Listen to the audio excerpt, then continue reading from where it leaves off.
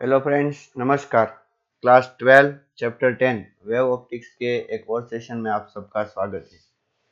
आज का सेशन शुरू करने से पहले आप इसके पहले का सेशन देख ले, जरूर देख ले, ठीक है? क्योंकि वो सेशन देखे बिना ये आपको समझ में बिल्कुल नहीं आएगा, बिल्कुल भी समझ में नहीं आएगा। पिछले सेशन में हमने एंडिंग में लिखा था कि I equals to 4I dash cos delta by 2, 4I dash cos delta by 2, जिसमें I था रिजल्टेंट इंटेंसिटी, 4I डैश था मतलब कि सेम इंटेंसिटी वाले की जो रिजल्टेंट इंटेंसिटी है वो है, ठीक है? दो सोर्स है and both are coherent source and their intensity is the I dash, and when their wave, whatever wave emitted by them, it mix, okay, then the intensity here is given as 4I dash cos delta by 2, ठीक है?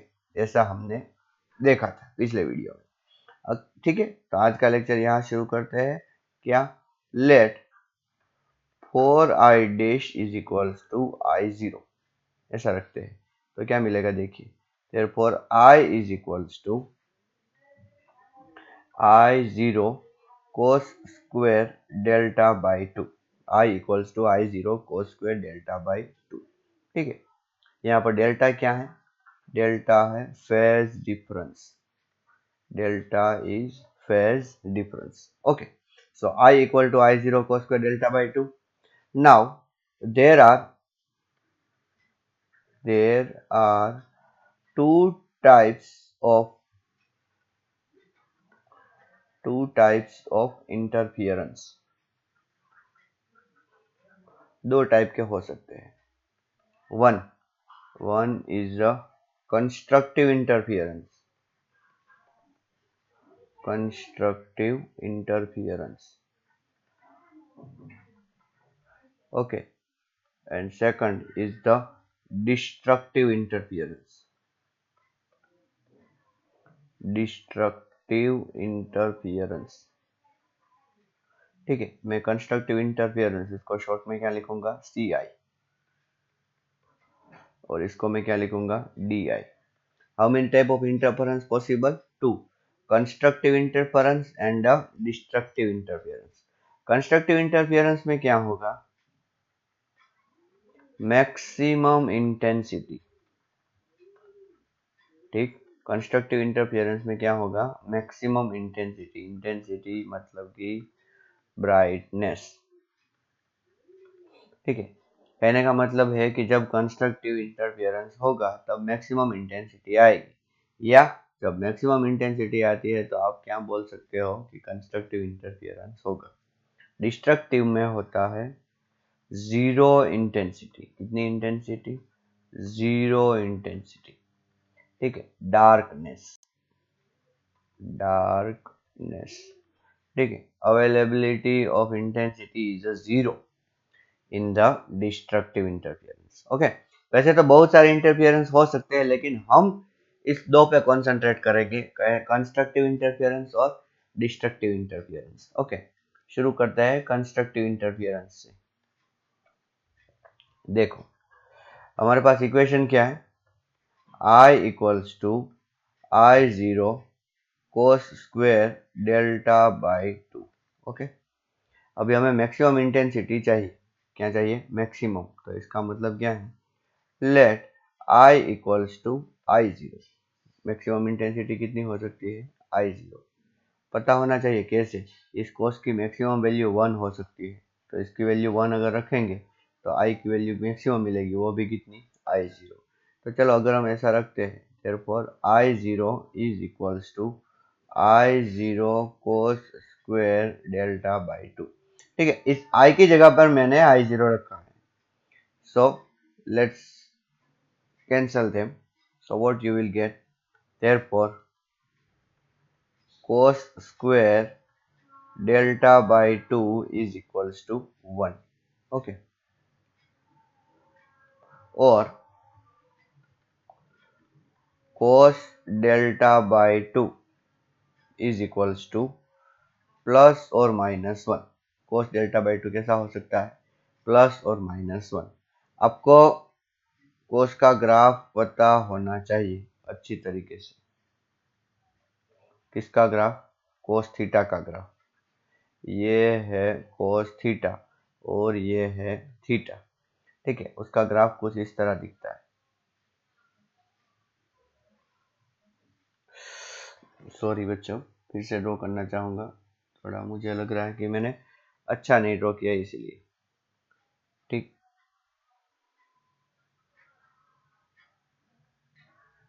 ऐसा, okay. देखो cos theta और sine theta का graph बहुत important है, ये आपको आने ही चाहिए। अभी ये जो वैल्यू है ये है 1 और ये जो वैल्यू है ये वैल्यू कितनी है, -1, ठीक है। तो देखिए कि इसकी वैल्यू 1 कौन कौन सी जगह पर आ रही है। ओके, हमें 1 नहीं चाहिए, -1 भी चलेगा। तो इस जगह पर आ रही है, फिर इस जगह पर ये जो है, ठीक है ना। यहाँ पर वैल्यू क्या है, 1। यहाँ पर वैल्यू क्या है, -1। देखो ये कौन सा एंगल है, 0।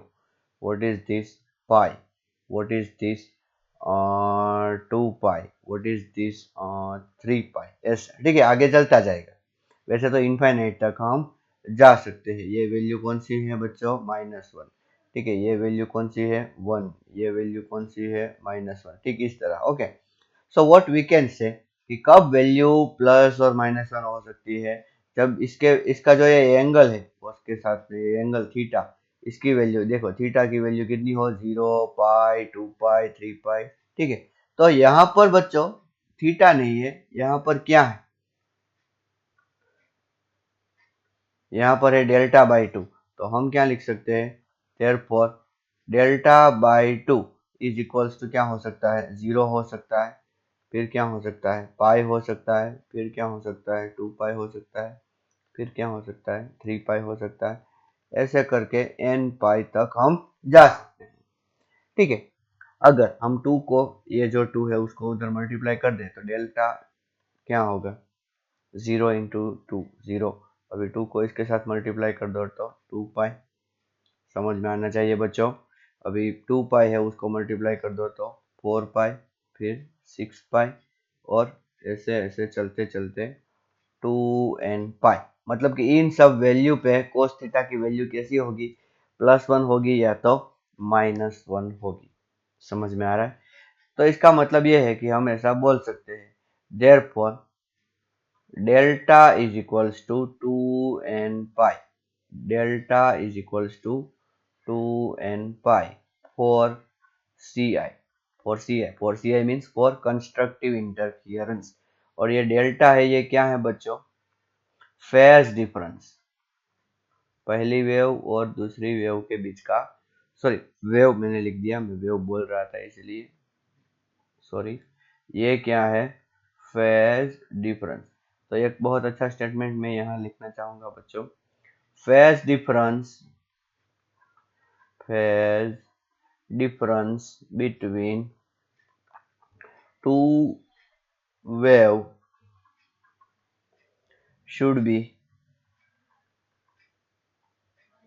should be 2n pi for CI between them, CI between them।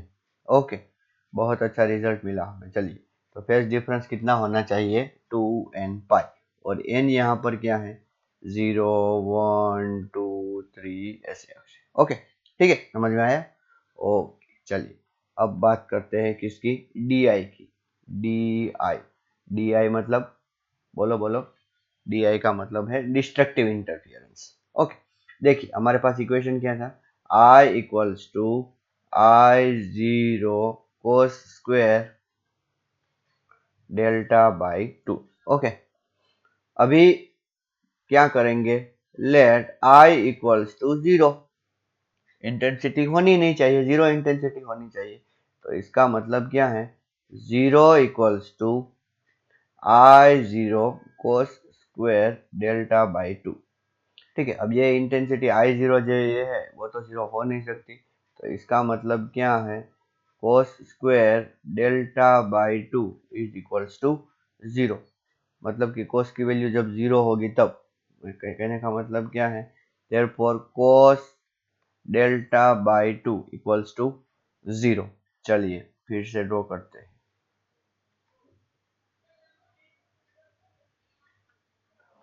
Okay, ये जो ग्राफ है, ये ग्राफ है कोस का। चलो एक काम करता हूँ, मैं यहाँ पर डेल्टा बाई 2 लिखता हूँ और यहाँ पर मैं क्या लिखता हूँ, कोस डेल्टा बाई 2। चलो अब तो समझ में आएगा। हाँ, अभी देखिए, हमें क्या देखना है कि जीरो कहाँ पर हो रहा है।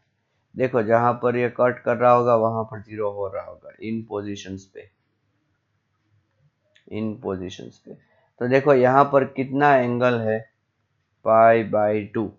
ठीक है, यहाँ से यहाँ तक पाई बाई 2, फिर यहाँ से यहाँ तक फिर से पाई बाई 2, और यहाँ से फिर से पाई बाई 2। तो सॉरी, ये क्या होगा, सॉरी नहीं सॉरी, ये 3 पाई बाई 2, फिर एक और पाई बाई 2, फिर एक और पाई बाई 2, तो 2 पाई बाई 2 और मिल गए। तो यहाँ पर ये हो गया हमारा 5 पाई बाई 2, ये हो गया 7 पाई बाई 2।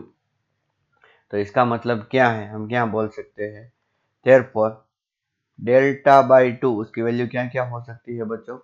सबसे पहले वैल्यू पाई बाई 2, उसके बाद की वैल्यू 3 पाई बाई 2, उसके बाद की वैल्यू 5 पाई बाई 2। तो ऐसे अगर हम आगे जाए तो क्या आएगा, देखो सब में पाई बाई 2 रिपीट हो रहा है, तो इसका मतलब पहले मैं क्या लिख देता हूँ, पाई बाई 2। फिर देखिए पाई बाई 2 के साथ यहाँ पर 1 मल्टीप्लाई है, ऐसा बोल सकते हैं, यहाँ पर 3, यहाँ पर 5।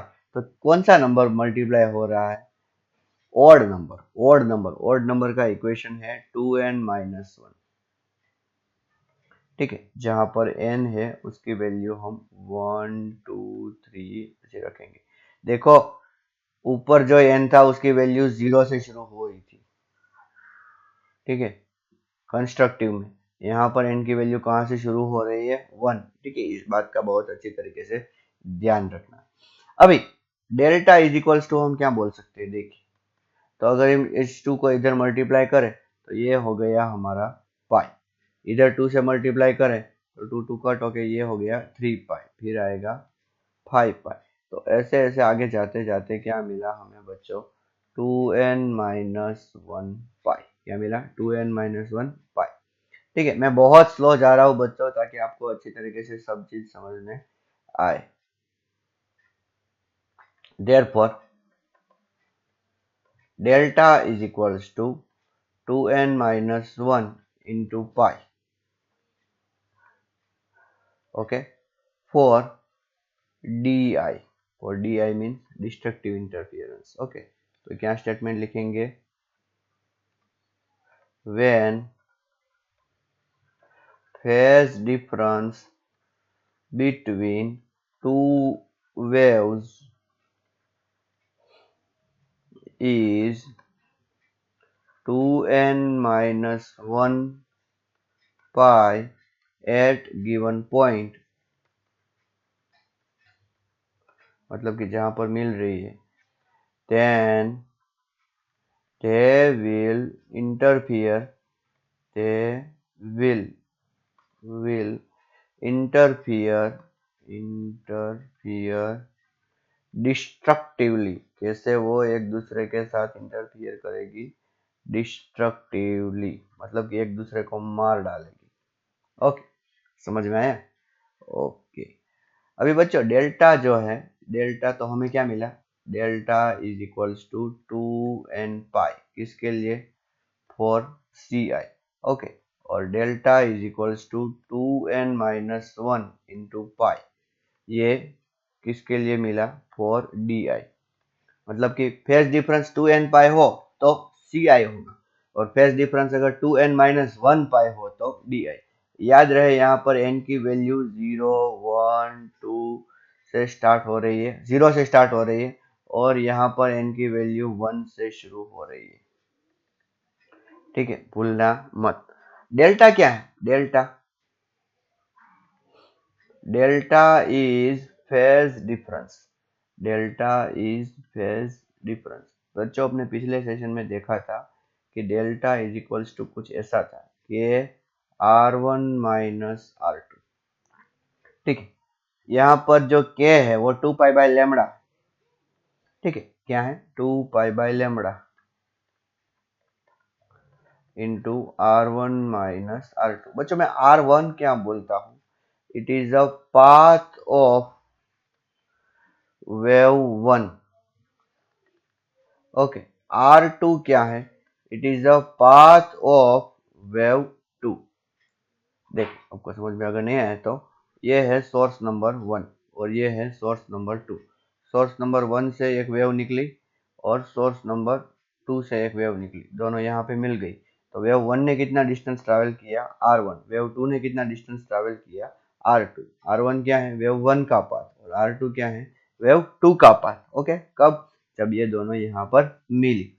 ठीक है, तो हम R1 माइनस R2 को क्या बोल सकते हैं बच्चों, इस देखो डेल्टा को क्या बोला, फेज डिफरेंस। तो इस R1 माइनस R2 को हम क्या बोल सकते हैं, दोनों का पाथ है और उसका डिफरेंस है, तो हम उसको बोल सकते हैं पाथ डिफरेंस। क्या बोल सकते हैं बच्चों, path difference. Okay, so what we can say, अच्छी तरीके से बच्चों ये बहुत इंपॉर्टेंट रिलेशन है, मैं रेड कलर में लिखूंगा। क्या, देखो phase difference, phase difference is equals to 2 pi by lambda into path difference। ठीक है, इसको अच्छी तरीके से याद रखना। Phase difference is equals to 2 pi by lambda into path difference. ठीक है, अच्छा देखो ये तो ये था phase difference is equal to 2 pi by lambda into path difference था। अच्छा, अगर हम कंस्ट्रक्टिव इंटरफेरेंस की बात करें, इसके लिए for constructive interference phase difference कितना था, पहले तो phase difference is equals to 2 pi by lambda into क्या है, पाथ डिफरेंस। ठीक है, डेल्टा इज इक्वल टू कितना था, 2n पाई था, तो 2n पाई, अभी ये 2 पाई बाय लेमड़ा मैंने लिखा और ये क्या लिखा मैंने, पाथ डिफरेंस। ठीक है, कुछ कट हो रहा है बच्चों। अच्छा देखो, इसमें से पाई कट हुआ, हाँ, फिर ये 2 भी कट हुआ, ये लेमड़ा उधर चला जाएगा, therefore n लेमड़ा मिला, n lambda is equals to path difference, n lambda is equals to path difference. कहने का मतलब क्या है कि अगर आपको फेज डिफरेंस पूछे या पाथ डिफरेंस पूछे तो आपको पता चलना चाहिए कि क्या है, लेमड़ा के टर्म्स में जो होगा ना बच्चों वो पाथ डिफरेंस होगा, और ये किसके लिए है पाथ डिफरेंस, फॉर सी आई। तो हमेशा बोल सकते हैं पाथ डिफरेंस कितना होगा, एन लेमड़ा। जब एन लेमड़ा जितना पाथ डिफरेंस होगा तो क्या होगा, सी आई होगा। आइए अगर डी आई के लिए भी वही ट्रीटमेंट करें, mathematical treatment for D I, D I means destructive interference. तो डेल्टा इज इक्वल्स टू हमारे पास क्या है, 2 pi by lambda into path difference. ठीक है, मैंने फिर से वही लिखा। अभी डेल्टा इज इक्वल्स टू क्या था equation, 2n minus 1 into pi is equals to 2 pi by lambda into क्या है ये, पाथ डिफरेंस। ठीक, ओके, कुछ कट हो रहा है क्या, अच्छा पाई कट हो रहा है, pi get cancel, so what answer we get, 2n minus 1 into lambda by 2 is equals to path difference, is equals to path difference। तो ये जो है path difference 2n minus 1 lambda by 2, ये किसके लिए है, for D I, for destructive interference. Destructive interference के लिए इतना। अच्छा देखिए, अगर हम n की वैल्यू रिप्लेस करते हैं तो पाथ डिफरेंस पहले की अगर बात करें, किसकी, इसकी, तो पाथ डिफरेंस n की वैल्यू 0 रिप्लेस करनी है तो 0, फिर 1 रिप्लेस करनी है तो लेमड़ा, फिर 2 रिप्लेस करनी है तो 2 लेमड़ा, फिर 3 लेमड़ा, ऐसे चलता जाएगा। ठीक है, मतलब कि एक वेव जितना डिफरेंस होना चाहिए, दोनों की वेवलेंथ तो सेम ही है। यहाँ पर अगर पाथ डिफरेंस देखें, मैं इसको इंक्रीज कर देता हूँ ऐसे, अगर पाथ डिफरेंस देखें तो पाथ डिफरेंस कितना आएगा, पहले यहाँ देखो n की वैल्यू यहाँ पर क्या रखनी थी हमें बच्चों, 0 1 2 3 ऐसे ऐसे, और यहाँ पर n की वैल्यू 1 2 3, ठीक है, ऐसे रखनी है। तो 1 की वैल्यू अगर रखेंगे तो 2 इंटू 1 तो 2 हो गया, 2 माइनस 1, तो पहला आंसर आएगा हमारा लेमड़ा बाई 2। फिर दूसरा जो अगर 2 रखेंगे तो 2 2 जा 4, 4 माइनस 1 इज 3, सो आंसर आएगा हमारा 3 लेमड़ा बाई 2। फिर आएगा 5 लेमड़ा बाई 2। जब कभी भी आपको ऐसा पार्ट डिफरेंस मिले lambda by 2, 3 lambda by 2, 5 lambda by 2, तो मान लेना कि वहां पर क्या होगा, डिस्ट्रक्टिव इंटरफियरेंस, ठीक है। और यहाँ पर जब लेमड़ा 2 लेमड़ा मिले तब क्या होगा, कंस्ट्रक्टिव इंटरफियरेंस, ठीक है। समझ में आया कि नहीं? इसी तरीके से आपको मतलब कि यहाँ पर मैक्सिमम ब्राइटनेस मिलेगी, यहाँ पर मैक्सिमम ब्राइटनेस नहीं मिलेगी। देखो एक सोर्स है, ठीक है, एक सोर्स, उसमें से वेव निकली, देखो 1 2 3 4, ओके। देखो कितनी वेव हो गई, यहाँ से लेके यहाँ तक। मैं थोड़ा सा इसका, हाँ, ये देखो यहाँ से लेके यहाँ तक 1 2 3 4, तो कितनी वेव हो गई, 4, इस तरह, ठीक है। इस तरह हम मेजर करेंगे। तो ये हो गई बच्चों कितनी, 4 लेमड़ा जो यहाँ पर आई। ओके, देखो अच्छी तरीके से देखना हाँ बच्चों, ठीक। फिर कोई सोर्स 2 था, दूसरा कोई सोर्स था, याद रहे ये सब जो हम कर रहे हैं वो कोहेरेंट सोर्स के लिए कर रहे हैं। ये था S2, ठीक है। और उसने यहाँ पर आया वो उसकी वेवलेंथ इस तरह थी, 1 2 और 2.5, 2.5 लेमड़ा। देखो इस वेव की वजह से, पहली वेव की वजह से पार्टिकल कैसे जाना चाहता था, ऊपर की ओर जाना चाहता था। कहाँ जाना चाहता था बच्चों, ऊपर की ओर, पहली वेव की वजह से। जबकि दूसरी वेव जो आई उसकी वजह से पार्टिकल कैसे जाना चाहता था, नीचे। तो हो गया ना, मतलब कि एक की वजह से ऊपर और एक की वजह से नीचे। तो ये कौन सा इंटरफियरेंस हो गया बच्चों, डिस्ट्रक्टिव इंटरफियरेंस। लेकिन सोचो कोई तीसरी वेव है, डिस्ट्रक्टिव इंटरफियरेंस बिटवीन 1 एंड 2, ठीक है। और अगर कोई तीसरी वेव लिखे यहाँ पर, देखना बच्चों अच्छी तरीके से, तीसरी वेव, तीसरी वेव कहाँ से लाए, यहाँ से लाता हूँ, चलिए। ये है सोर्स नंबर 3, ये भी कोहेरेंट सोर्स है, ठीक है।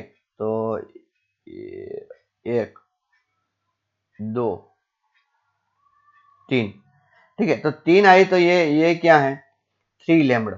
तो इसकी वजह से भी पार्टिकल किधर जाना चाहेगा, ऊपर की ओर जाना चाहेगा, ठीक है। थोड़ा सा टेढ़ा जाएगा, लेकिन ये दोनों क्या करेगी, सेम टाइम, मतलब कि अपोजिट तो नहीं भेजेगी पार्टिकल को, एक दूसरे से एग्जैक्टली अपोजिट तो नहीं भेजेगी।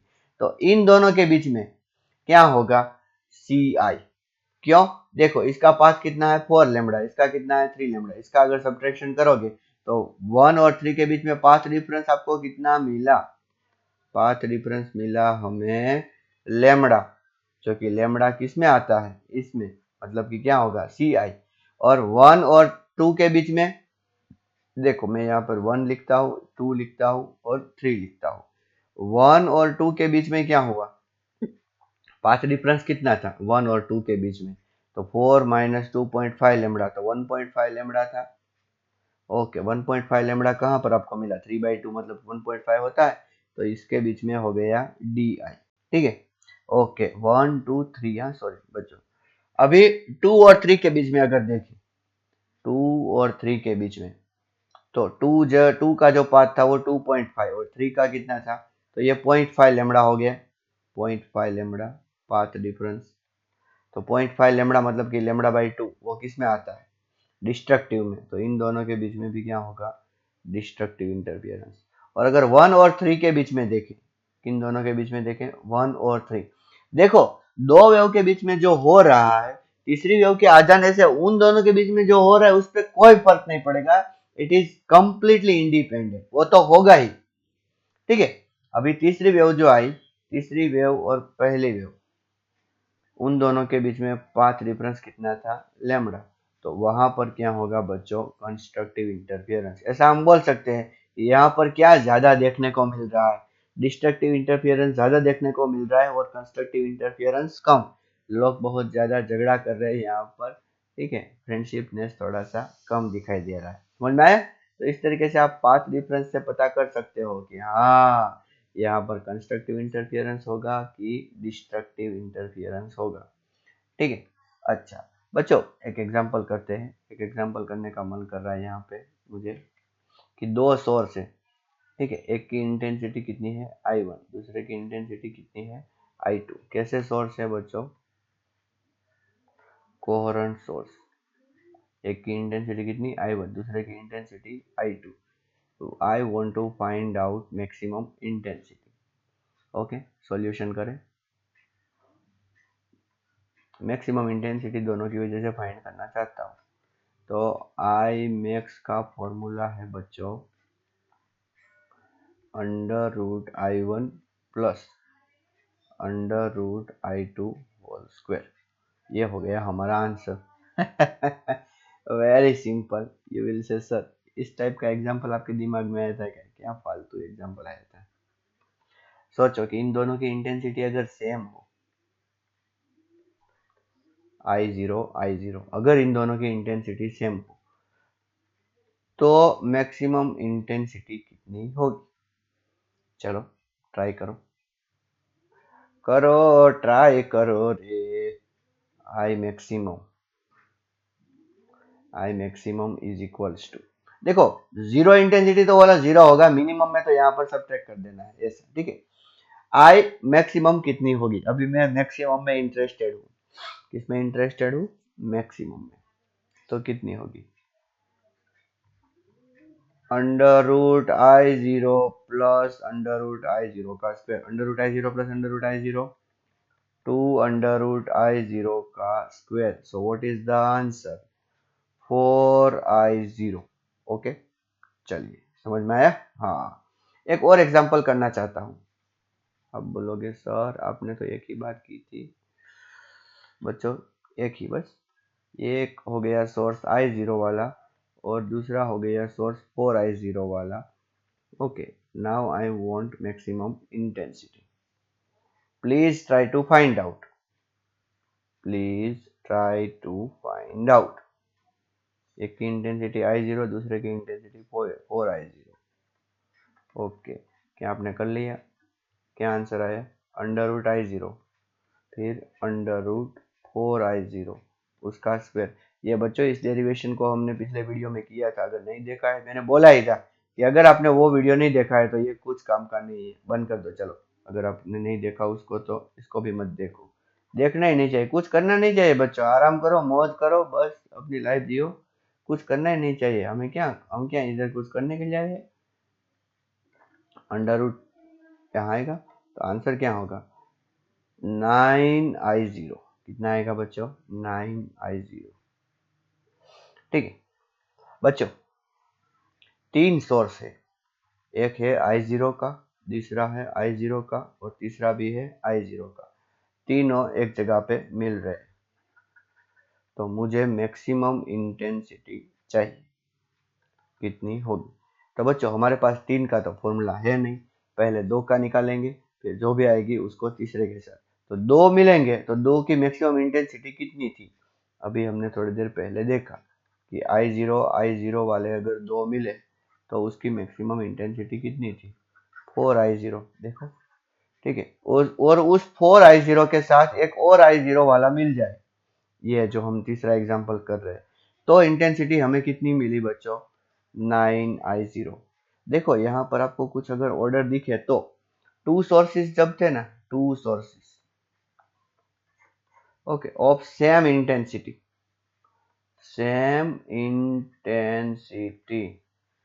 तो मैक्सिमम इंटेंसिटी कितनी मिली बच्चों? 2² × I0। कितनी मिली? 2² × I0। अगर थ्री सोर्स होते, three source of same intensity, तो मैक्सिमम इंटेंसिटी कितनी मिलती? 3² I0। ठीक है, तो इससे अब लास्ट रिजल्ट n सोर्सेस अगर होते, कितने?